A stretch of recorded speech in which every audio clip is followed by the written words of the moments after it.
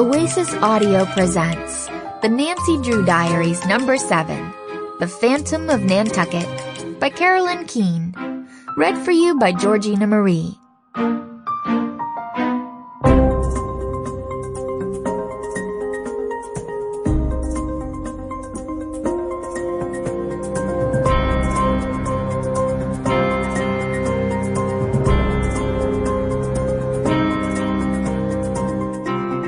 Dear Diary, I can't believe it. George, Bess, and I are heading to Nantucket, a small island off the coast of Massachusetts. It looks beautiful in the pictures I've seen. Very quaint. I can't wait to lie on the beach, eat lobster, and go sailing in the bay. We're also going to the grand opening of a local museum exhibit arranged by Bess's friend Jenna. Apparently, she solved a mystery from the 1800s about why a ship sank right off Nantucket's coast. A girl who solves mysteries.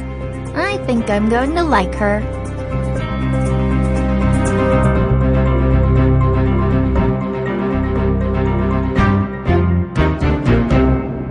Chapter 1. Ahoy! Land ho! My friend George called, waking me from my nap.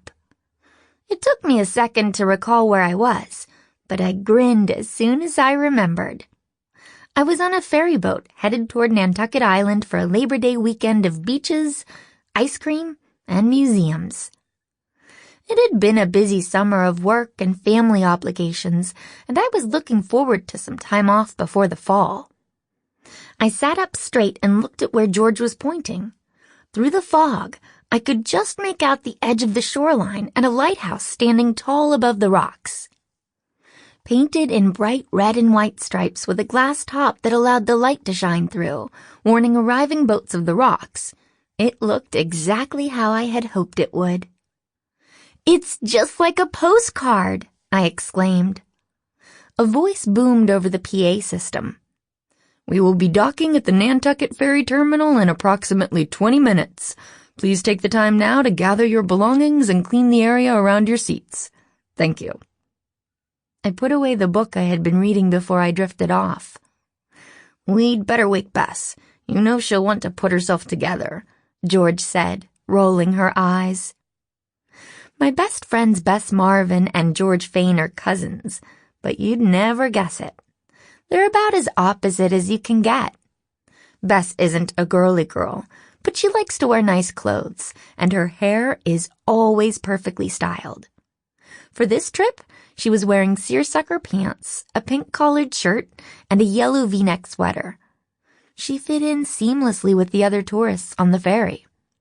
George, on the other hand, keeps her hair short so she doesn't have to think about it, and wears jeans and sneakers every day. I'm more in the middle. I'm not the fashionista that Bess is, but I like to look nice. I guess that's why the three of us are best friends. We all fit together. And we each have our own place. I shook Bess's shoulder gently, and she woke with a start. "What's happening?" she asked through a yawn. "We're almost there," I told her. "Oh, good," Bess said, reaching into her purse and pulling out a hairbrush. "I'm tired of moving." I knew what she meant. It had been a long trip. We'd left our hometown of River Heights at 7 a.m., and now it was almost 5 p.m. When Bess's mom's oldest friend had invited us all here for the opening of her daughter Jenna's exhibit at the local nautical museum, I hadn't realized just what a journey it would be to get to Nantucket. "I counted," George said. "We've been on 4 different types of transportation today. Car to the airport, plane, bus to the dock, and now ferry." "Maybe Jenna will have bikes we can ride to get that number up to 5, I joked. Bess wrinkled her nose. "I don't think Jenna's the type to ride bikes," she offered George her hairbrush. "Why not?" George asked, declining the brush. I took it instead. Sample complete. Ready to continue?